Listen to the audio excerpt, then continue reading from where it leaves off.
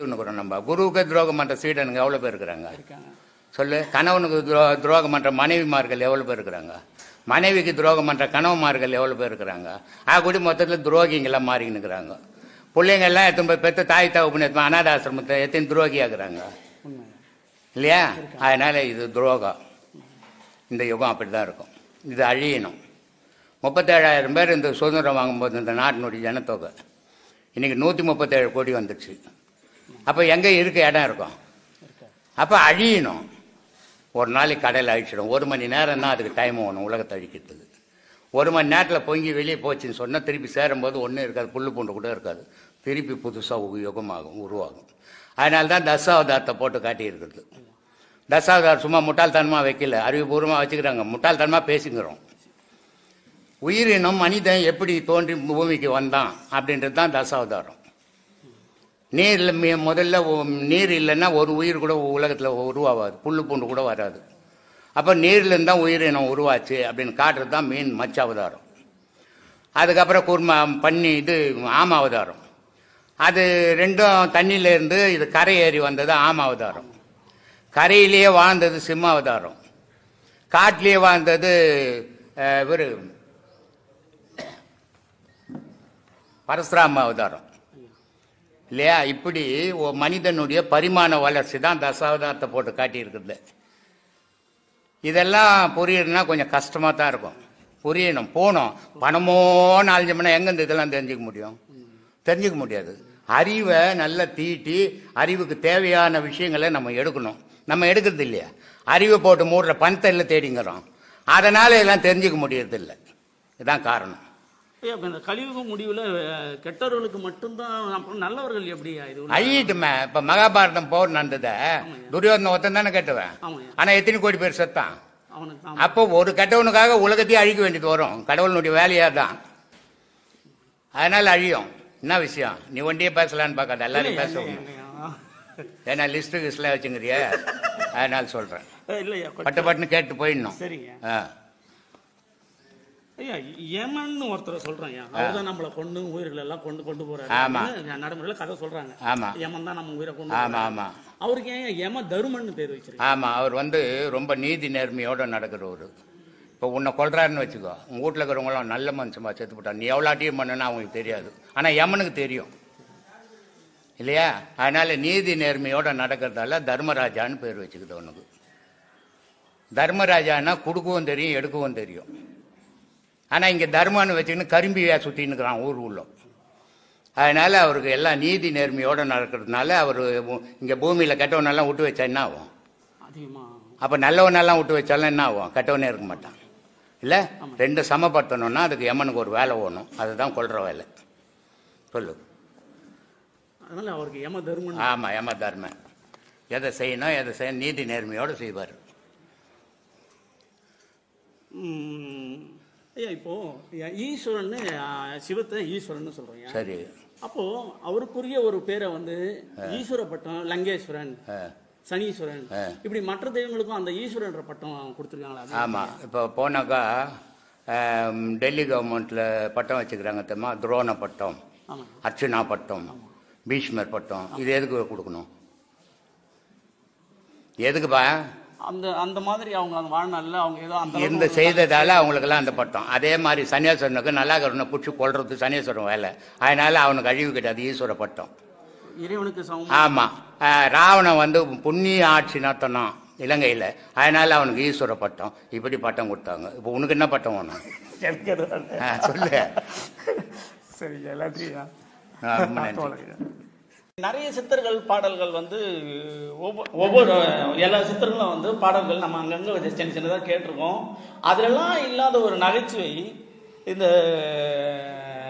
திருமூலர் இல்லை இடைக்காடருடைய பாடல்ல இந்த மாடுகளை ஒன்று சேர்த்து மும்மலத்தான் எனுமாட்டை முறுக்கி கட்டுக்கோனே, மிக முக்கால சேர்மையெல்லாம் முன்பறிவாய்க்கோனே, இந்திரிய திரியங்களை இறுக்கி விடுகோனே என்றும் இல்லை என்ற மரணக்குழல் எடுத்துவது கோனே. இப்படி அவர் மாடுகளை மட்டும் முன்னவே இந்த மாட்டையே சொல்லல, உன்னதானே மாடுன்றான். இல்ல, அது மாட்டைய சொல்லினுக்கிறான். இந்த 2 மாட்டை அங்க கட்டு, இந்த மாட்டை மாட்டை பேசவே இல்லை. ஐயா அந்த மாடுன்றத உன்னதான் சொல்றான். ஐயா சிவபெருமானை தூக்கின்னு வராங்கல்ல, ஊர்வலம் வருது இல்ல, எது மேல வருது? நந்தி மாட்டு மேல தானே வருது. இப்ப உனக்குள்ள ஜீவனா இருக்குது, எது மேல இருக்குது? மாட்டு மேல தான் இருக்குது. அந்த மாடு தான் தூக்கின்னு ஊர்லாம் வளர்த்தின்னு வருது. அந்த ஜீவன் வந்து சிவமா மாறணும், அதுக்கு முதுமை வேணும். இளமையாவே இருந்து சாகுது, இளமையாவே பிறக்குது. வயசுக்கு தான் உயிருக்கு இல்ல. அதனால அத முதுமையாக்கணும், முறுக்கி கட்டுக்கணும். அதனால முறுக்கி கட்டி அதை முதுமைப்படுத்தினா மரணம்ன்றது உனக்கு கிடையாதுடா, நீ அதை தள்ளி போட்டுடலாம்டா அப்படின்ற. இது செய்ய தெரிஞ்சதானே, சொல்லி கொடுத்தா கூட செய்ய மாட்டேறானே. இந்த பொண்டாட்டிங்களை பன்னிக்குட்டி மாதிரில ஏத்தின்னு திரியிறான் ஊருக்குள்ள. அவன் எங்க இந்த முறுக்கி கட்டுறது? அது இல்லை, இவனை முறுக்கி கட்டுறது. பின்ன இப்ப சித்தர் ஒரு விஷயத்த சொல்றாருன்னா அது ஒரு தனி மனிதனுக்கு கிடையாது, உலகத்துக்காக தான் சொன்னாரு. நான் பேசுறதோ உலகத்துக்காக பேசுகிறேன். தனி ஆளுக்கு, தனி சீடருக்கு மட்டும் இல்ல, தனி சொந்தக்காருக்கு இல்ல, தனியா தெரிஞ்சவங்களுக்கு அப்படி பேசுறேன். நான் பேசுறது மொத்தம் உலக மக்களுக்காக தான்.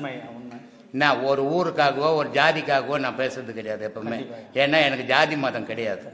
அதை கடந்தவன் கடவுள் மட்டும் நிஜம், மனுஷன் மட்டும் நிஜம். நான் மனுஷனை பார்க்குற மதமா பார்க்க மாட்டேன் நான் யாரையுமே. இங்க வரவங்க எத்தனை முஸ்லீமுங்க வராங்க, எவ்வளோ கிறிஸ்துவம் வரான், எல்லாரையுமே நான் மனுஷனா தான் பார்ப்பேனே தவிர மதமா பார்க்கறது கிடையாது. ஏன்னா எனக்கு மதம் தேவை கிடையாது. இங்க ஏழை பணக்காரன் ஜாதி எதுவும் இருக்கக்கூடாது. அப்பதான் நீ உண்மையா கடவுளை அடைவ. இதெல்லாம் மனசுல ஏறிச்சுன்னு சொன்னா நான் கடவுளை அடைய முடியாது, தகுதியே இல்லைன்னு சொல்லி. அதனால அந்த மாதிரி போகக்கூடாது. ஐயா, இந்த யோக பாதையில வரவங்க இந்த யோக பாதையை ஆரம்பிச்சதுக்கு அப்புறமேட்டு தாம்பத்தியத்துல ஈடுபடலாமா கூடாதா? தாம்பத்தியத்திலே நீ படுறியா படலையான்றது முக்கியமே கிடையாது.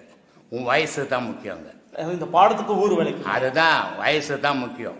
இப்ப 60 வயசுல வந்து இங்க ஒரு உபதேசம் வாங்குறாரு. அவரு நான் தாம்பத்தியத்தில் ஈடுபட முடியுமான்னு கேட்க முடியுமா? அவர் தான் தள்ளாடி போய்க்கிறாரு. அதே நேரத்தில் ஒரு 30 வயசு பையன் வந்து உபதேசம் வாங்குறான். அவன் கேட்பான், அவனுக்கு கண்டிப்பா தாம்பத்தியம் தேவை இல்லையா? அவன் தாம்பத்தியம் இல்லைன்னாலும் அந்த விந்து தானாவே வெளியேறிடும் சூட்டுல, அவன் கற்பனையிலேயே அது வெளியேறிடும். அப்ப அவனுக்கு தாம்பத்தியம் தான் அதுவே மேலு இல்ல. வயசுக்கு தேவை. இந்த ஒரு பழமொழி வந்து ஒன்று இருக்குது, சும்மா வந்த மாட்டை நல்லாவில் கட்டி ஓட்டேன்ட்டு. யாராவது இரவுல மாடு கொடுத்தாங்கன்னா அதை ராத்திரிக்கெல்லாம் ஓட்டுறது, நல்லா வெளிச்சத்துல எல்லாம் ஓட்டுறது. பூரா மட்டும் மாடு தானே. நம்ம மாடா இருந்தா ஐயோ தீனி வைக்கணும் தண்ணி வைக்கணும்னு பார்ப்பான், அட்டம் விட்டு மாடு தானே. அது மாதிரி பொண்டாட்டி நம்ம பொண்டாட்டி தான் அப்படின்ட்டு தாம்பத்தியத்தை டெய்லி வச்சுக்கினீங்கன்னா துபாய் போயிடுவேன் சீக்கிரம். அதே நேரத்தில் ஆன்மீகமும் வராது. தாம்பத்தியம்ன்றது ஒரு மனுஷன் 15 நாளைக்கு ஒரு முறை வச்சுக்கலாம், தப்பு இல்லை.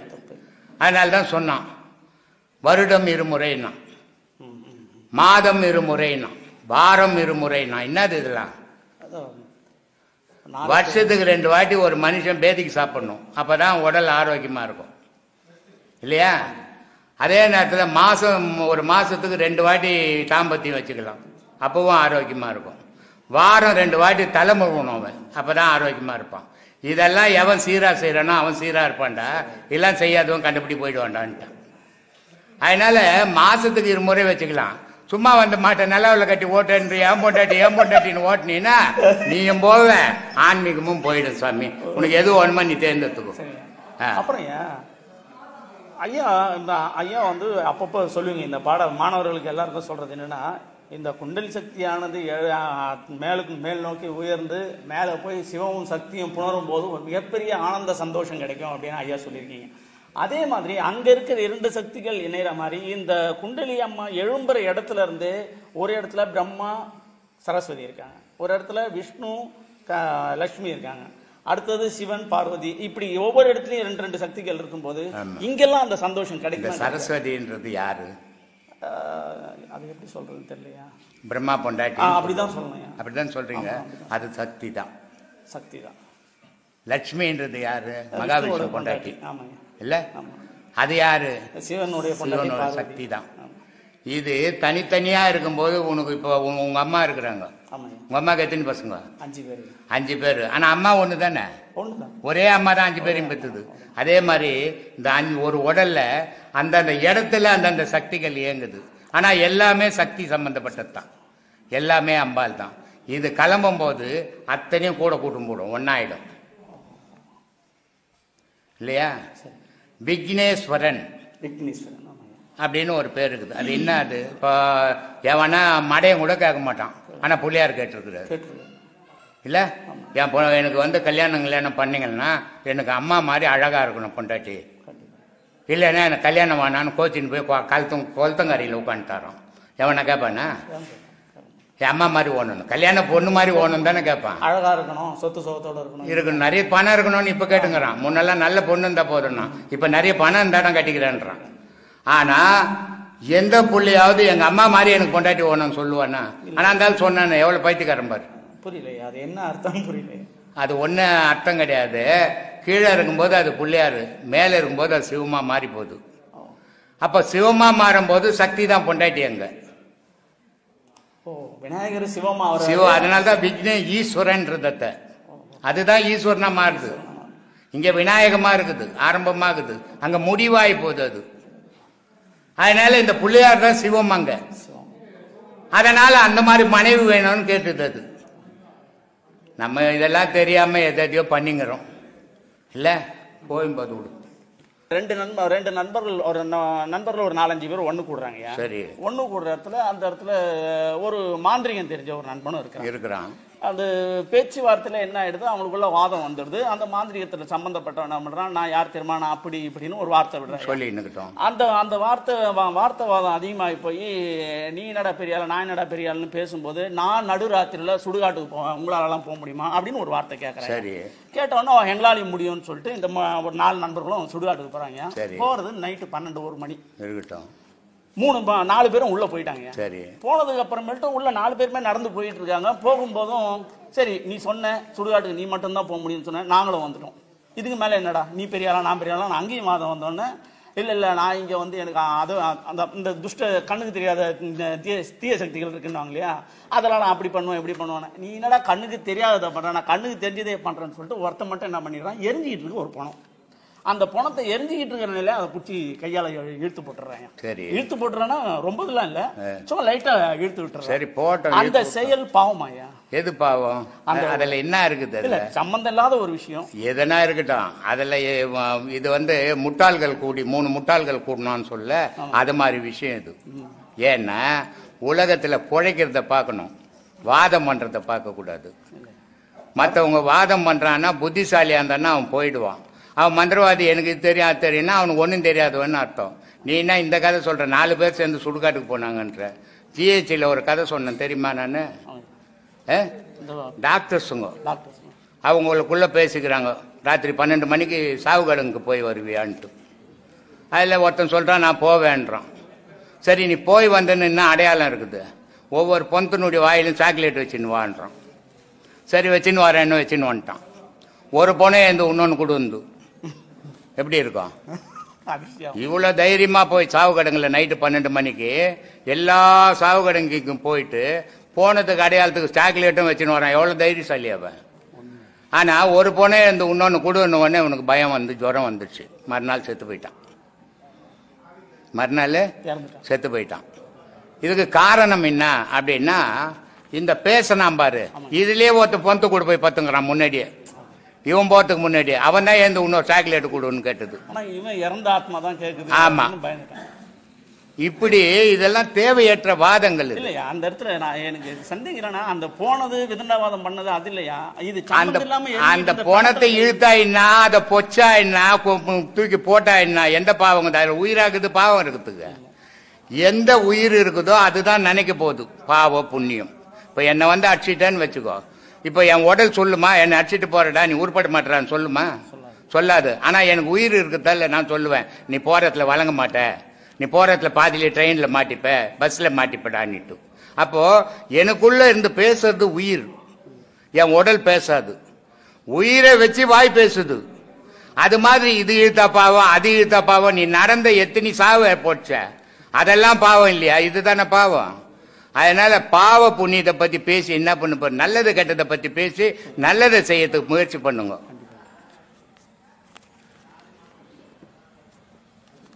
ஐயா, சித்தர்கள்ல எவ்வளவு பேர் இருக்காங்க, இந்த 18 பேருன்னு சொல்றது ஐயா அது சொன்னீங்க. அதுக்குள்ள காகபுஜண்டர் என்றவரை மிகச்சிறப்பா சொல்றதுக்கு காரணம் எல்லாரும் அகஸ்தியரை விடவா காகபுஜண்டர் உயர்ந்தவர், அகஸ்தியரை விடவாப்பா உயர்ந்தவர், திருமூலரை விடவா உயர்ந்தவர். அதனால சித்தர்களில் போயிட்டு வாதம் இவர் தாழ்ந்தவர் அவர் உயர்ந்தவர்லாம் சொல்ல முடியாது. எல்லா மகான்களும் உயர்ந்தவங்க, எல்லாரும் இறைவனை பார்த்தவங்க. அதனால எல்லா மகான்களும் உயர்ந்தவங்க, அவங்களுக்கு கூட வேறுபாடில்லை. அவர் காகபுஜண்டர் சொல்வார், சிவபெருமான் கிட்ட போய் என்னை பற்றி கலக்க மாட்டுறாங்கடான்றாரு. பச்சையா புள்ள அந்த காகபுஜண்டர் சொல்றாரு. இதுக்கு செவிவழி கேள்வி, செவி வழியா தானே கேட்பீங்க. ஏன்னா செவி வழியா கேட்டா பேசிக்கினே போயிடலாம். படிக்கணும், நான் உட்காந்துக்கின்னு படிக்கணும், கஷ்டமா இருக்குது. கிடைக்கல, கிடைக்குது, தேடல. என்கிட்ட ஒருத்த வந்தான், எல்லா சித்தரும் மறைச்சிட்டு போயிட்டாங்கன்னா, எப்படா என்னடா படிச்ச, எவ்வளவு புக்குடா வச்சுக்கணும் வீட்டுல, ஒன்னும் இல்லை, பேப்பரை ஓசியில படிக்கிறான், அப்புறம் புக்கு எங்கிருந்து வாங்கி படிக்கிறது. அதனால சும்மானா வாய்க்கு வந்து வேணும்னு சொல்லி ஓலைக்கின்னு போவானுங்க. காகபுஜண்டர் உயர்ந்தவரா, அகஸ்தி எல்லா மகான்களும் உயர்ந்தவங்க தான், யாரும் தாழ்ந்தவங்க கிடையாது.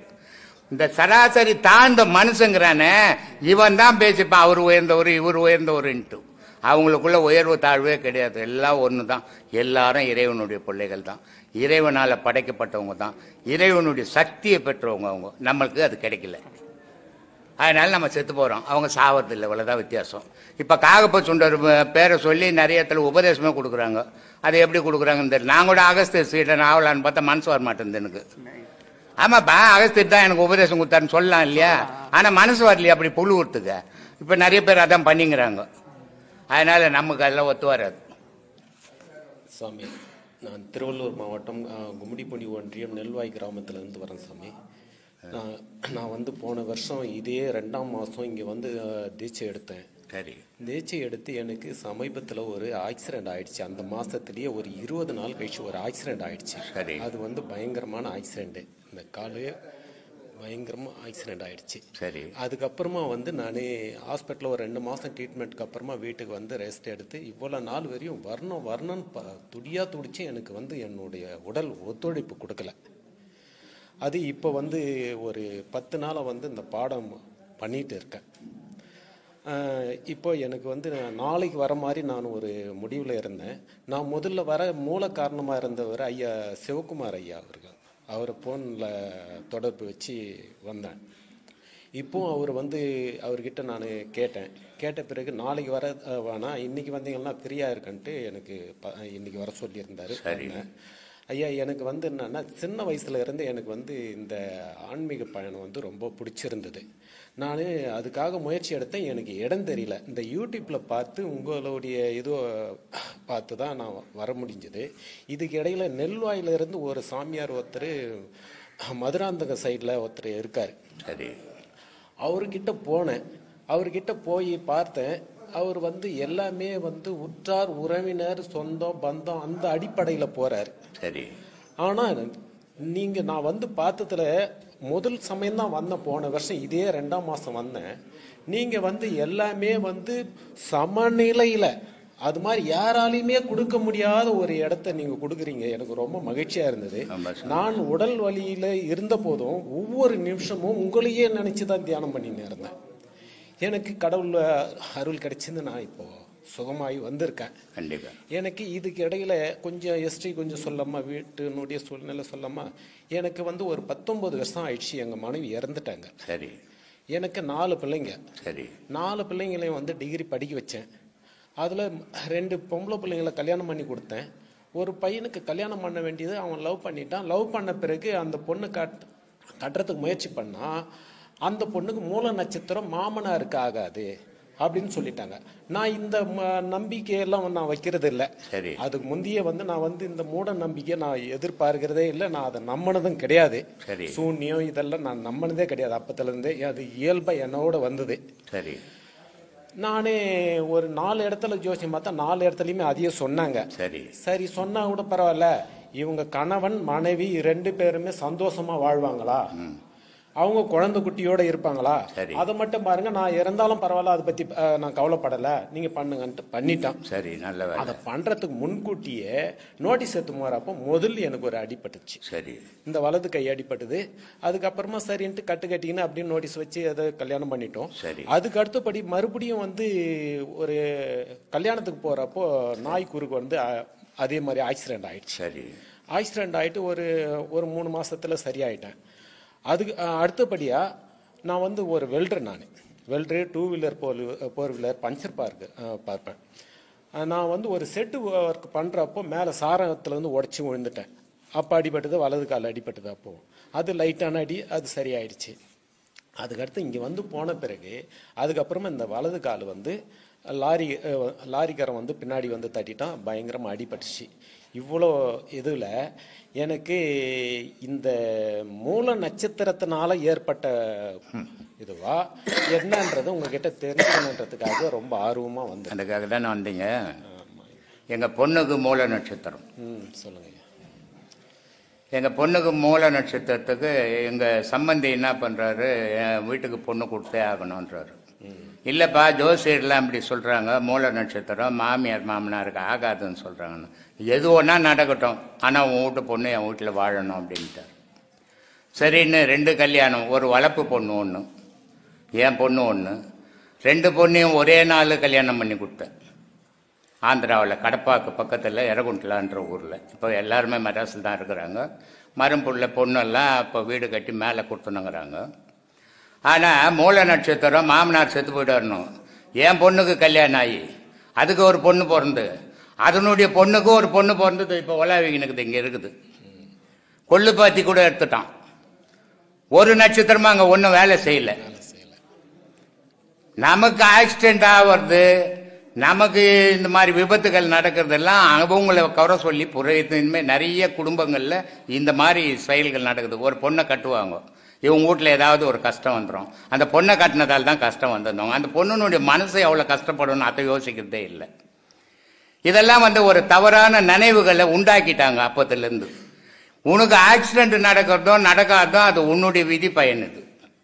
ஆனால் ஒன்று யோசிக்கணும், நீ இவ்வளோ ஆக்சிடென்ட் நடந்து ஒரு புல்லு தடிக்கு ஊந்தா செத்து போகிறான், ஒரு ராத்திரி படுத்தா ஹார்ட் அட்டாக்கில் செத்து போகிறான். இவ்வளோ பெரிய ஆக்சிடென்ட்லாம் நடந்து நம்ம இன்னும் உயிராக இருக்கிறோமே, இதுக்கு எது காரணமாக இருக்குது? கடவுள் வழிபாடு இல்லையா? நம்ம தேடுற வழிபாடு இல்லையா? அதனால நம்ம இன்னும் உயிராக இருக்கிறோன்னு நான் முடிவு பண்ணிக்கணும். அதை விட்டுவிட்டு அந்த பொண்ணாலியா இந்த பொண்ணாலியா புள்ளியாலியான்றது இது கற்பனையை வளர்த்துட்டுனா மனசு கஷ்டத்துக்கு இருந்துடணும். இதெல்லாம் கிடையாது. கடவுளை விட உலகத்தில் எந்த நட்சத்திரமும் பெருசு கிடையாது. கடவுள் சக்தியை விட எந்த ஜோசிய சக்தியும் பெருசு கிடையாது. கடவுளை முழுமையா நம்புங்க, எந்த குறையும் வராது, நல்லா வாழ்வீங்க, போங்க. சரிங்க ஐயா. என்னுடைய விதிப்பயன்னா இப்போ எனக்கு என்னன்னா, எனக்கு இந்த பிறவியில நான் எந்த பாவ புண்ணியத்தையும் நான் பண்ணல. இது பட்டினத்தாரே சொல்றாரு. புண்ணியம் பண்ணக்கூடிய சூழ்நிலையை நான் நீ கல்யாணம் பண்ணிய அன்னைக்கே பாவம் பண்ணிட்டு. நீ ஒரு பெண்ணுக்கு தாலி கட்டும் போதே ஒரு ஆண் பாவம் பண்றான். ஒரு பெண்ணு ஆணுகிட்ட தாலி கட்டிக்கும் போதே அவ பாவம் பண்ணிடுறான். பாவம் பண்ணலன்னு இந்த பூமியில பிறந்தோம் எவனுக்கும் சொல்ல தகுதியே கிடையாது. இது சும்மா நம்மளை மிகைப்பட்டு சொல்லின்னுக்கிற விஷயம். நான் நடக்கும்போது எத்தனை எருமை நான் கொண்டுட்டு போடுறேன். அப்ப அதெல்லாம் பாவம் இல்லையா? ஒரு உயிரை கொன்னது. நீ பிறந்து கல்யாணம் ஆனதுல எத்தனை ஆட்டை அறுத்து சாப்பிட்ருப்ப, எத்தனை கோழி அறுத்து சாப்பிட்ருப்ப. இதெல்லாம் பாவம் இல்லையா? நான் பாவம் பண்ணலன்னு ஒவ்வொரு மனுஷனும் கொலை பண்றவங்க கூட சொல்லியிருந்தாங்கிறான். ஆனால் அதெல்லாம் உண்மையாவனா இருக்கட்டும், பொய்யாவனா இருக்கட்டும், நீ போற பாதை சரியான பாதை. இது வரைக்கும் தெரிஞ்சு செய்தனோ தெரியாது செய்தனோ, இனிமேல் எந்த பாவத்தையும் நான் செய்ய மாட்டேன், கடவுளை தேடி நான் பயணம் பண்றேன்ட்டு போ. நான் பாவம் பண்ணலன்னு சொல்லவே சொல்லாதீங்க. பாவம் பண்ணாத மனுஷனே இல்லை. ஒரு மனுஷன் நான் பிறந்துட்டான்னா எதையாவது ஒரு பாவம் பண்ணின்னு தான் இருப்பான்.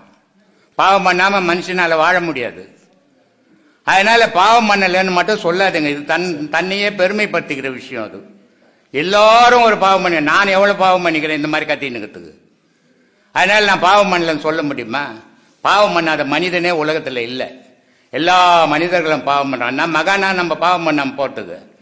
பட்டினத்தார் போய் ஒரு வீட்டில் சிதம்பரம் போய் ஒரு உபதேசம் வாங்குறார்.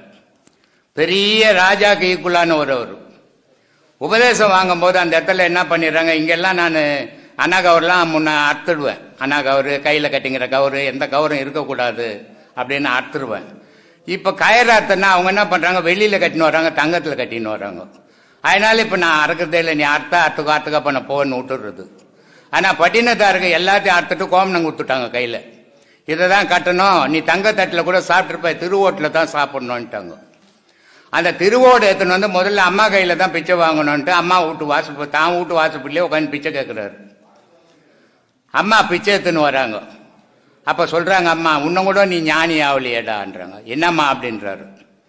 இது நான் ஞானி ஆனவனுக்கு, நீ கடவுளை தேடுறவனுக்கு இந்த திருவோடு உனக்கு எதுக்குடா, இது கூட தேவையில்லையே, பற்றற்று இருறான்னா திருவோட்டு மேலே பற்று வச்சுன்னுக்கிறியே அப்படின்றாங்க. போட்டுட்டாமான்றாரு. இப்போ நான் சொன்னேன்னு போட்டுட்டுனா நான் போன பிறகு தேடி எடுத்துப்பேன், நீயா போடாத, போனாலும் தேடாதன்னுறாங்க.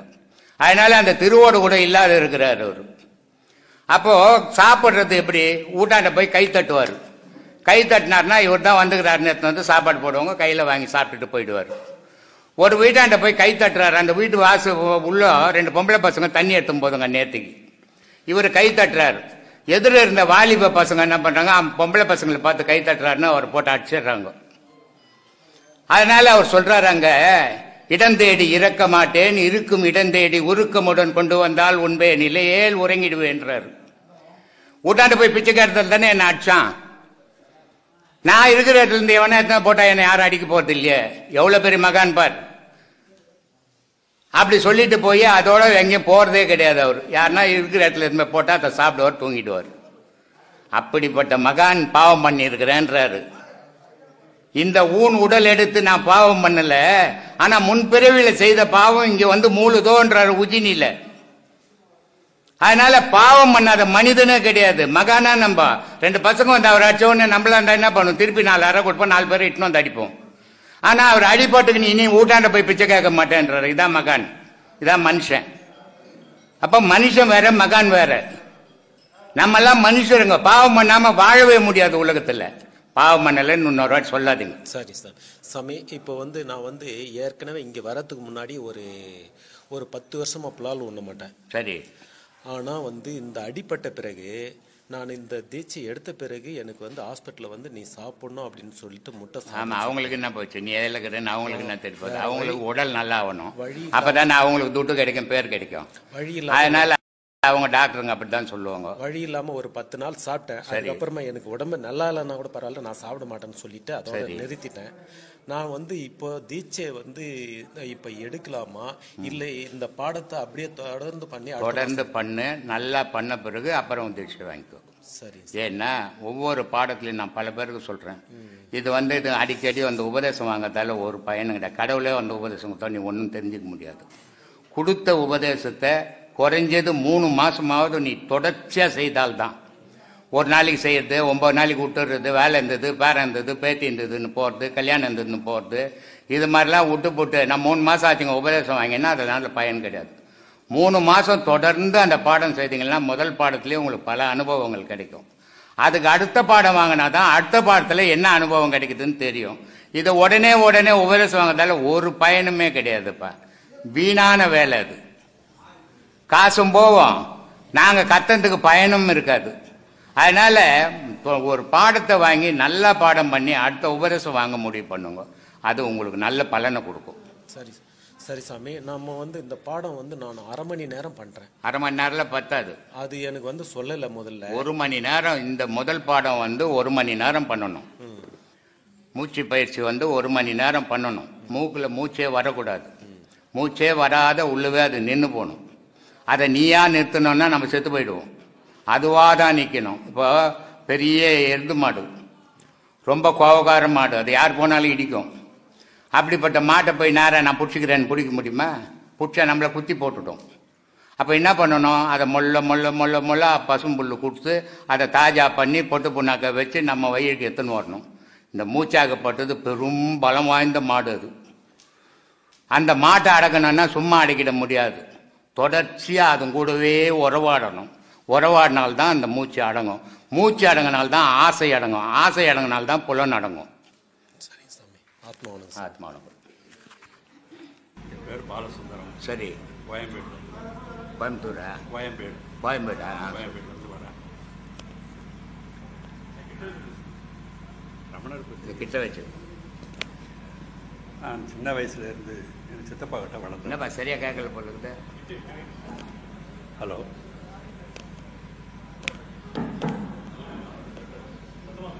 நான் சென்னைக்கு 5 வயசில் வந்தேன். எங்கள் சித்தப்பா தான் என்னை வளர்த்தவர். சரி, நல்லபடியாக வளர்த்தா, நல்ல அறிவுரையோட. கொஞ்சம் ஜோராக பேசுங்க, அதில் போகணுமே. ஒரு பேசுறது கொஞ்சம் நடுக்க இருக்குது, அதனால தான் வரல. சரி. கலந்து நான் நடத்துனரா போக்குவரத்து கழகத்தில் பணியாற்றி ஓய்வு பெற்றேன். 20 வருஷம். கண்ட்ராக்டர் இருந்தீங்களா? டிரான்ஸ்போர்ட்லையா? ஆமாம், டிரான்ஸ்போர்ட். சரி. நான் திருவண்ணாமலை வண்டி அதிகமாக செய்வேன். சரி. அப்பப்போ ரமணாசிரமத்துக்கு போவேன். நல்ல மகான் இடம். அங்கே போயிட்டு அதாவது எனக்கு ஆண்மை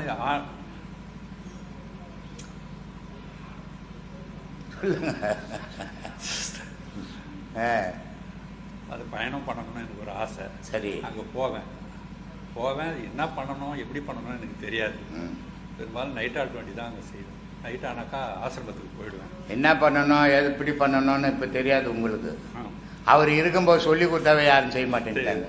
போனோம்னு அந்த ஏன்னா இல்லாத பொருளுக்கு தான் மனுஷன் ஆசைப்படுவான், கையில் இருக்கிற பொருளுக்கு ஆசைப்பட மாட்டான்.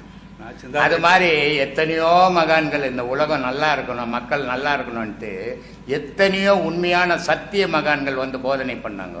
ஆனால் யாருமே கேட்கறது இல்லை, பொய்யை தான் நம்பினாங்க. ஆனால் இன்னைக்கு அவங்கெல்லாம் போயிட்ட பிறகு தேடுறாங்க, நான் இதில் போகணுங்க அதில் போகணுங்கன்னு தேடுறான். இது என்ன பொய்யான விஷயம். இது சிவவாய்க்கு ரொம்ப அழகாக சொல்கிறாரு, ஒரு மகான் இருக்கும்போது அவனுடைய அருமை தெரியலடா உங்களுக்கு. அவன் இருக்கும்போது கல்லும் கட்டியும் வாரி அடிக்கிறீங்க, ஆனால் அவன் போன பிறகு அவன் நின்ன இடத்த ஊந்து கும்புறீங்க. எவ்வளோ பெரிய முட்டாளுங்கடா நீங்கன்றான். அது மாதிரி ரமணர் இருக்கும்போது எவ்வளோ பேருக்கு எவ்வளவோ நன்மைகளை செய்தார், எவ்வளோ பேருக்கு ஞான தீட்சை கொடுத்தாரு.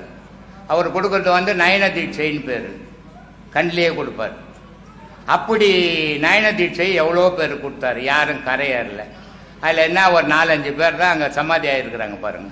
அது மாதிரி ஏன்னா எந்த மகானும் இருக்கும்போது சொன்னால் எடுத்துக்கிறது இல்லை மனுஷன். அவன் போன பிறகு அவன் இருந்த இடத்தெல்லாம் போய் தேடிக்கணும். அது மாதிரி நீங்கள் தேடிங்கிறீங்க. சொல்லுங்கள். சின்ன போதிலேருந்தே கந்தசாமி கோயிலுக்கு வரம் போவேன். சரி. அதனுடைய விளைவாக அங்கே போய் கேட்கறதுக்கு ஒரு வாய்ப்பு கிடைச்சிது. போயிட்டு உபதேசன்றது எப்படி பண்ணணும் என்ன எதுவும் தெரியாது. இந்த மாதிரி சூழ்நிலையில் இப்போ 2019 ஜனவரியில் ஒரு செல்லு ஒன்று வாங்கினேன் புதுசாக. அதுக்கு முன்னாடி சின்ன செல்லு வாங்கினேன். சரி. அந்த செல்லில் பூந்தமல்லியிலேருந்து துரைன்னு ஃபோன் பண்ணி, நீ பார்க்க வேண்டிய மகான் ஒருத்தர் அனுப்புகிறேன், யாருன்னு பாரு, பல மடத்துக்கெல்லாம் நீ போய் வந்துக்கிறேன் அப்படின்னா. அவர் யார் எனக்கு இதுவரையும் தெரியாது. நம்ம சீடர் தான் அவர், பூந்தமல்லியில் இருக்கிறாரு, காட்டு பக்கத்தில் கம்பெனி வச்சுக்கிறாரு. ஆனால் அற்புதமான சீடர் அவர். ஏன்னா அவருக்கு 2 பிள்ளைங்க, கம்பெனி இருக்குது, தொழில் இருக்குது, நல்ல வருமானங்கள் லட்சக்கணக்கில். அதை தேடிக்கினே போகலாம் அவர். அதை தேடிக்கின்னு போகாத என்னை தேடிக்கின்னு வந்தார் அவர். என்னை தேடிக்கின்னு வந்த உபதேசங்கள்லாம் முழுசாக வாங்கிட்டார். முழுசாகவும் வாங்கிட்டார், உடலை விட்டு வெளியவும் போக ஆரம்பிச்சிட்டாரு. அப்படி போனதால் என்ன ஆகி போச்சுன்னா எது மேலேயும் பற்று இல்லை. எல்லாத்தையும் பிள்ளைங்களுக்கு கொடுத்துட்டு நம்ம அதிலேருந்து ஒதுங்கிடணும்னு செய்துங்கிறார். அவரை தான் சொல்கிறீங்க. சொல்லுங்க. நீ கேட்குற குரு மாதிரி இவர் தானே பாருன்னு ஒரு வீடியோ ஒன்று. சரி. ஜனவரி மாதம் 2019. சரி. பார்த்து ஒரு 4 நாள் தான் இருக்கும். சரி. நேராக இங்கே ஆசிரமத்துக்கு வந்தேன். சரி. இது வந்துன்னு இருக்கேன் போகிறேன். இதுவரை ஒரு 6 உபதேசம் வாங்கியிருக்கேன். ரொம்ப சந்தோஷம். 6வது உபதேசம் வாங்கிறது பெரிய விஷயமே கிடையாது. ஆனால் அந்த உபதேசத்தை சீராக செய்து முடிக்கிறது தான் பெரிய விஷயம். அப்படி செய்யும்போது பல அதிசயங்கள் உங்களுக்கே தெரியும், பல உண்மைகள் விளங்கும். எல்லாம் பொய்யான விஷயம் அப்படின்றது புரியும் அப்போது. ஆனால் இதில் இல்லைன்னு சொன்னால் அந்த பொய்யெல்லாம் புரியாது. எல்லாம் பொய்யெல்லாம் மெய்யின்னு ஆக்கிப்போம் நம்ம. ஆனால் இந்த உபதேசத்தில் வரும்போது எது நிஜம். இப்போ ஒரு கோயிலுக்கு போய்கினே இருப்பாங்க, ஓயாமல் கோயிலுக்கு போவாங்க. ஏன்னா அது ஒரு பக்தி தேவை, அது அவசியம்தான். ஆனால் அந்த பக்தியே கடைசி வரைக்கும் இருக்கக்கூடாது. அது 1ஆம் கிளாஸ் படிக்கிற மாதிரி ஆகிடும். அப்போ இவ்வளோ நாள் இந்த சாமி நம்மக்கிட்ட எதுவும் பதில் சொல்லலை, எவ்வளவோ பேசியிருக்கிறோம். நம்ம இதுக்கு மேலே ஏதோ இருக்கணும் தேடின்னு வரத்தான் இந்த இடம். ஆனால் இதெல்லாம் வர்றதுக்கு முன்னே அதெல்லாம் போனால்தான் இது கிடைக்கும். பக்தி இல்லாமல் ஒரு ஞானம் கிடையாது. ஆனால் ஞானம்ன்றது முடிவானது. இதுக்கு வந்துட்ட பிறகு அவன் அன்னாடம் கோயிலுக்கு போனால் கோயிலுக்கு போகவே பிடிக்காது. ஏன்னா உண்மை தெரியாத வரைக்கும் அங்கே சாமி இருக்குதுன்னு தான். இல்லை உண்மை நமக்குள்ளே தான் சாமி இருக்குதுன்னு தெரிஞ்ச பிறகு அங்கே போகிறத நிறுத்திடுவோம். இது இயற்கை. சொல்லு. முதல் உபதேசம் வாங்கின சாமி. சரி. நான் கொஞ்சம் ஷார்ட் டெம்பர், சின்ன விஷயத்துலாம் கோவப்படுவேன். முதல் உபதேசம் வாங்கி அந்த பாடம் பண்ண ஆரம்பிச்சிருப்பாடு இப்போ பொட்டி பாம்பு மாதிரி ஆகிட்டேன். அதே மாதிரி வீட்டில் சின்ன டிவி சத்தம் குத்தம் போட்டாக்கா எனக்கு இப்போ பிடிக்கிறது இல்லை. நான் தனிமையிலேயே இந்த பாடம் வாங்கினவங்களுக்கு வீட்டில் டிவி வச்சா கூட பிடிக்காது. இந்த சத்தம் கேட்கும்போதே இவங்களுக்கு கோபம் வரும். ஏன்னா இந்த மூச்சு வெளியே போகும்போது எல்லா சத்தத்தையும் இதுக்கு ஏற்றுக்கும். இந்த மூச்சு உள்ளாடும் போது வெளி சத்தத்தை இந்த உடல் ஏற்றுக்காது. அப்போ கோபம் தான் வரும். டிவி சவுண்டை குறையும், ஏன் கத்தாத இரு அப்படின்லாம் தன்னறியாமே சொல்லிடுவோம். நான் டிவி போட்டாக்க நான் எழுந்து வெளியே போயிடுவேன். எல்லாரும் ரூமில் போய் தனியாக உக்காந்துருவேன். இப்படி தான் பாடம் பண்ணிக்கிட்டு இருக்கேன். இப்போ பாடம் பண்ணுங்க, நல்ல விஷயம். நல்ல இடத்த போய் அடைஞ்சிடுங்க. கடைசி காலம் மனிதனுடைய வாழ்வு இறைவனுடைய பாதத்தில் இருக்கணும். அவன் தான் மனுஷன், 6 அறிவு மனுஷன். சும்மானா உலகத்தில் பிறந்து வந்து நான் ஓஹோ அப்படி பணக்காரன், நான் இப்படி ரவுடி, நான் இப்படி கேடி அப்படின்னு உலாத்தத்தில் ஒன்றுமே கிடையாது. நான் குடும்பத்தை எப்படி வச்சுக்கிறேன் எல்லாம் வச்சுக்கிறது. நாய் நரி கூட குட்டி போட்டால் அது குட்டிங்களுக்கு ஊட்டுது. நீ என்ன மனுஷன் தான் நான் ஊட்டுற அதிசயமா? 6 அறிவு மனிதன்னா இறைவனை அடையணும். அவன் தான் 6 அறிவு மனிதன். அந்த கடைசி காலம் நல்ல வழியை பிடிச்சிக்கணும். நம்ம எந்த உலகத்தில் இந்த உயிரோட உயிர் கொண்டுன்னு வந்ததோ இந்த உலகத்துக்கு நம்மளை அந்த உயிரை பிடிச்சிக்கினே கடவுளை போய் அடைஞ்சிடணும். அந்த கடவுளை அடையிறதுக்கு தான் இவ்வளோ வழி சொல்லி கொடுத்துங்கிறேன், இவ்வளோ பேசினுங்கிறேன். எந்த சாமியாரும் இப்போ இந்த மாதிரி என்ன மாதிரி லோலாய் மாதிரி பேசுகிற சாமியார் யாரும் கிடையாது. நான் தான் கேடுகட்ட சாமியாருங்களே இருக்கிறதுலேயே கேடுகட்ட சாமியார் நான் தான். கண்டதை சொல்லி கிடக்குறேங்க. தயவு செய்து சொல்லாதீங்க. ஆமாப்பா, உண்மையை சொல்றேன்பா. ஒவ்வொரு மாசமும் நான் பேசுற பேச்சுக்குதே டாக்டர் சொல்றாரு, நீ அதிகமா பேசக்கூடாது, பேசுனீன்னா அது டேஞ்சரு அப்படின்ட்டு. என்னால பேசாம இருக்க முடியல. ஏன்னா எனக்கு 24 மணி நேரம் கடவுளுடைய நினைப்போடுவே நான் வாழணும். அதனால நான் கடவுளை பத்தி பேசிக்கினே இப்போ என் உயிரே போனா கூட நான் அதை பத்தி கவலைப்பட மாட்டேன். அதுக்காக வந்தேன், அதனுடைய செயலை முடிச்சுட்டு நான் போவேன். அதுக்காக தான் இவ்வளோ ஸ்தாபனங்களை கட்டிக்கின்னுக்கிறேன். இது நான் போனால் கூட எல்லாருக்கும் பயன் தரணும் அப்படின்ட்டு தான் செய்துன்னு இருக்கிறேன். இது வெளிநாட்டில் இருக்கிறவங்க நிறைய உதவி பண்ணாங்க. அந்த உதவியில் தான் இவ்வளோ பேர் ஸ்தாபனம்லாம் வளர்ந்தது. உழைப்பு தான் எந்த உதவிகள்லாம் அவங்களது. அவங்களுக்கெல்லாம் நான் நன்றி சொல்ல கடமைப்பட்டிருக்கிறேன். இது மாதிரி இங்கே இருக்கிறவங்களும் செய்தாங்கன்னா இன்னும் நல்லா சிறப்பாக இருக்கும். நம்ம மறைஞ்சாலும் நம்ம உழைப்பாட்டவனுக்கு பயன்படணும். அதுதான் வாழ்க்கை. என் வீட்டு பணங்க, என் வீட்டு பொருளுங்கன்னு வீட்டில் வச்சுக்கிறதால ஒரு பயனும் கிடையாது. இதை மாதிரி உதவிகள் செய்யும்போது தான் புண்ணியம் வரும். எந்த உலகத்தில் பாவத்தை நம்ம சம்பாதிச்சோமோ அதே உலகத்தில் தர்மத்தை செய்து புண்ணியத்தை சம்பாதிக்கணும். அதான் வாழ்க்கை. அதனால்தான் சிவவாக்கியர் ரொம்ப அழகாக சொன்னார், மாடு மனை கூட கோபுரங்கள் கூட வருமோ, நீ எல்லாம் வச்சுக்கிறேன்டா, உனக்கு ஊரே சொந்தம்தான், ஊரே உன் பொருள் தான், ஆனால் ஏதாவது ஒரு கோமனம் ஒரு கைப்பிடி மண் வருமாடா உனக்கு அப்படின்னாரு. மாடை மனை கூட கோபுரங்கள் கூட வருமோ, ஓடியிட்ட பிச்சையும் முகந்து செய்த தர்மமும் சாடி விட்ட குதிரை போல் வரும் என்னாரு. அடப்பாய், உன் மரணத்தில் நீ செய்த தர்மம் தாண்டா வந்து காப்பாற்ற உன்னை, மீதி உன் சொத்தோ உன் சொந்தமோ வந்து காப்பாற்ற முடியாதுடா அப்படி. அந்த மாதிரியான செயல்களில் நம்ம ஈடுபடணும். அதான் வாழ்க்கை. ஆத்ம நமஸ்காரம் ஐயா. வணக்கம்மா. நான் சேலங்க ஐயா. இப்போ 3வது உபதேசத்துக்காக நான் வந்திருக்கிறேன். என் பேர் செல்விங்க ஐயா. நான் இதுக்கு முன்னாடி சொல்லியிருக்கிறேன், நான் இங்கே வர்றதுக்கு முன்னாடி கோயில் கோயிலாக சுற்றிக்கிட்டு சிவன் கோயிலில் இது பண்ணிக்கிட்டு அதே தான் வேலைங்க ஐயா. எனக்கு பஸ்ஸில் போனால் கூட இறங்கி சிவன் கோயிலுக்குள்ளே ஓடிடுறது. நான் அது மாதிரி பண்ணிக்கிட்டு இருந்தேங்க ஐயா. கொஞ்சம் மன அழுத்தம் கொஞ்சம் இது மாதிரி இருந்தது. அப்புறம் கிட்ட வச்சுங்களா, மன அழுத்தம் இருந்ததுங்க ஐயா எனக்கு. அது நாளடைவில் என்னாச்சுன்னா அது மூச்சு அடிப்பாக ஒரு மாதிரி ஆயிடுச்சுங்க ஐயா. அது எனக்கு 3-4 வருஷமாகவே தூக்கத்தில் ஒரு 10 நாளைக்கு ஒரு தரம் 5 நாளைக்கு ஒரு தரம் மூச்சு அடிக்கிற மாதிரி ஆகிடும். தூங்கிட்டு இருக்கக்குள்ள அந்த மாதிரி ஆகிடுங்க ஐயா. ஒரு 5 நிமிஷம் நம்ம உயிர் இருக்குதா இல்லையானே எனக்கு தெரியாது. அப்புறம் இந்த பாடம் வாங்கி இப்போ 7 மாதம் ஆகுது. இந்த பாடம் பண்ணதுக்கப்புறம் ஒரு தடவை தான் அந்த மாதிரி வந்தது. அதுக்கப்புறம் அந்த மூச்சு அடிப்பு எனக்கு இல்லைங்க ஐயா. நான் ஆஸ்பத்திரிக்கு கூட போகலாம், டாக்டர் செக் பண்ணலான்னா ஏதோ அந்த ஹார்ட் ப்ராப்ளம் அப்படி இப்படின்னு சொல்லிட்டா என்ன பண்ணுறதுன்ட்டு நான் போகலிங்க ஐயா. அது இந்த பாடம் தேவையில்லை. சரிங்க ஐயா. மூச்சு அடிப்பு பல விதத்தில் வரும். சரிங்க ஐயா. சில பேர் ஓயாத கறி மீன் துண்ணுவான், ஆமாம், அது கொழுப்பு போய் அந்த மூச்சு போகிற டியூப்ல அடிச்சிடும். சரி அடிச்சுன்னா அவனுக்கு ஹார்ட் அட்டாக் வரும், மூச்சு திணறல் வரும். அதே நேரத்தில் உடம்பு ரொம்ப பெருத்து போச்சுன்னா அந்த கொழுப்பு ஏறி போச்சு, மூச்சு அடைக்கும், அந்த குழாங்களில் டியூப் அடிச்சிடும். சரிங்க. இதனால வரும். சில பேர் இந்த பீடி சிகரெட்டு பிடிப்பான், சரி அதனால அந்த புகை வந்து அப்படியே நுரையீரலில் கவ்வி அதனால மூச்சடைப்பு வரும். சரி ஃபுல்லாக குடிப்பான் சில பேர், அதனால ஈரலெல்லாம் பலவீனமாகி மூச்சடைப்பு வரும். இப்படி மூச்சடைப்புன்றது பல விதத்தில் வரும். ஆனால் எல்லா விதத்துக்கும் அடைப்பை எடுக்கிற ஒரே ஒரு வழி யோகம் மட்டும்தான். சரிங்க. ஏன்னா எத்தனை கடவுளை கும்பிட்டாலும் நீ மூச்சை பார்க்கல, ஆமாங்க. உன்னை பார்க்கல, அங்கே இருக்கிற சிலையத்தான் பார்த்த. அப்போ அந்த சிலை உனக்கு வைத்தியம் பண்ணாது, நீ தான் பண்ணிக்கணும் உனக்கு வைத்தியம். ஆமாங்க. உனக்கு நீ வைத்தியம் பண்ணிக்கிற பாடம் தான் இங்கே கொடுத்துன்னுக்குறேன். சரிங்க. ஏன்னா இந்த மூச்சாகப்பட்டது நல்லா ஏற்றி இறக்கும் போது அந்த டியூபில் அடிச்ச கொழுப்பு வந்து இந்த சூட்டில் உருவி இறங்கிடும். சரிங்க. அப்போ அந்த மூச்சு குழா சீராயிடும். சரி மூச்சு குழா சீராகி போச்சுன்னா ஹார்ட் அட்டாக் வராது. மூச்சை நீ தான் சீராக்கணும், உன்னை நீ தான் சீராக்கணும். அந்த சீராக்கிக்கிற வழியை தான் சொல்லி கொடுத்துன்னுக்குறேன். அதை செய்யும் போது அந்த அடைப்பெல்லாம் எடுத்துடும். முதுகு தண்டில் 3 நாடி இருக்குது. சரிங்க.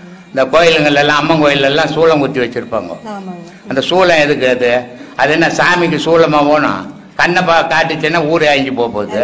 அதுக்கு என்னத்து கத்தி கபடா சூளங்கள் எல்லாம் இதெல்லாம் மனுஷனை தான் வச்சுக்கிறாங்க, சாமியை வைக்கல. சாமியை வைக்க முடியாது, சாமி யாரும் பார்த்ததில்ல.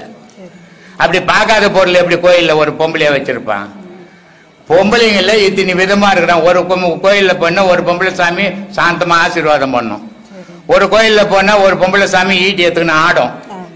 இதெல்லாம் என்னது? பொம்பளைங்களோட குணச்சித்திரம் தான் அங்கே வச்சிருக்கிறது.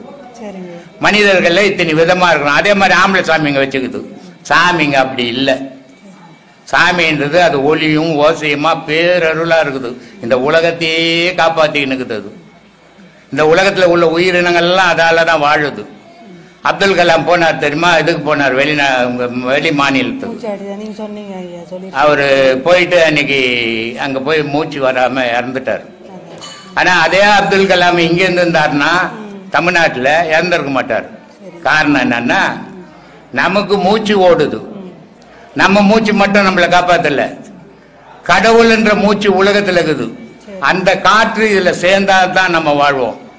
என் மூச்சுக்கு ஒரு கண்ணாடி போட்டியில போட்டுட்டு நான் வாழ்வான்னு செத்து போயிடுவேன். அப்ப வெளிக்காற்று கிடைக்கணும். அப்ப நமக்கு வர காற்று அபானன், கடவுள் கொடுக்கறது பிராணன். இது ரெண்டும் சேரும் போதுதான் மனுஷன் இயங்குறான். நியூட்ரல் பேஸ் மாதிரி அது. இது ரெண்டு இல்லாம உலகத்துல எந்த உயிரினமும் வாழாது, மனுஷனும் வாழ முடியாது. அப்போ இது ரெண்டும் சீரா வாழணும்னா உன் மூச்சை சீராக்கிக்கணும். அப்பதான் அதனுடைய வலிப்பு வரும். இங்க காந்தம் எப்படி வலிக்குது? கடவுளை காந்தம் மாதிரி இருக்கிறாரு, நம்ம இரும்பு மாதிரி இருக்கிறோம். ஆனா ஆண்டவன் என்ன பண்றான்? படிச்சதை பாக்குறான், போட்டு காந்தத்தை போட்டு தேடுறான், கிடைக்கல. ஏன்னா இது ஆசை என்ற மண்ணை மூடிக்கின்னு உட்காந்துங்கிறோம் நம்ம. அதனால நமக்கு தெரியல. இதையெல்லாம் கொஞ்சம் கொஞ்சமா கலைஞ்சோம்னா கடவுள் நம்மளை அணைச்சிப்பான். அதனால அந்த பயிற்சியை பண்ணுங்க, எல்லாம் சரியா போயிடும். எப்போ வேணாலுமே நைட்ல உயிர் போயிடும்னு நான் எங்க வீட்டுக்காரர்கிட்ட சொல்லியிருக்கிறேங்க. அதெல்லாம் உயிரெல்லாம் இதுக்குள்ள போகாது உனக்கு. 1 நிமிஷம் 2 நிமிஷம் அந்த ஆனா போகாதுன்னு தெரிஞ்சுக்கிட்டுங்க. அந்த 6 மாசமா அந்த பாடம் பண்ணிட்டு ஒரு நாள் தான் அந்த மாதிரி வந்தது. நான் உங்ககிட்ட போன தடையே சொல்லணும்னு நினைச்சேன். ஆனா நீங்க உடம்பு சரியில்லாம இருக்கிறீங்க, சும்மா தொந்தரவு பண்ணக்கூடாது, நான் உங்ககிட்ட பேசல போயிட்டுங்க. அதனால ஒன்னே ஆகாது, பயப்படாதுங்க, நல்லபடியா இருப்பாங்க. பாடத்தை மட்டும் விடாம செய்யுங்க. அதுதான் உயிர், அதுதான் கடவுள். உன் உயிர் உன் உடல்ல இல்லைன்னா கடவுள்னு உலகத்துல ஒண்ணு தெரியாது. எல்லா கடை வச்சிருந்தேங்க.